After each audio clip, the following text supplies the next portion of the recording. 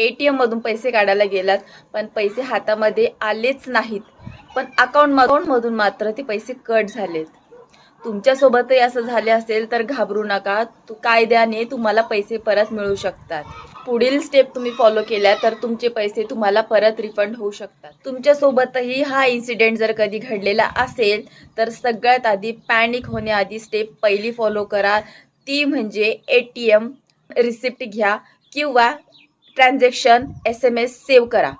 त्यानंतर ताबडतोब तुमच्या बँकेला कंप्लेंट करा. कंप्लेंट तुम्ही कॉल किंवा ऑनलाईन सुद्धा करू शकता. आणि सगळ्यात महत्त्वाचं म्हणजे कंप्लेंट ही 24 तासाच्या आत करणं खूप गरजेचं आहे. रिझर्व्ह बँक ऑफ इंडियाच्या रूलनुसार बँकेला तुमची कंप्लेंट व्हेरीफाय केल्याच्या नंतर साधारणतः 5 ते 7 वर्किंग डेजमध्ये तुमचे पैसे रिफंड करावे लागतात. आणि जर बँक पैसे रिफंड करण्यामध्ये डिले करत असेल तर तुम्हाला दुसरा पर्याय म्हणजे तुम्ही रिटर्न कंप्लेंट सुद्धा देऊ शकता.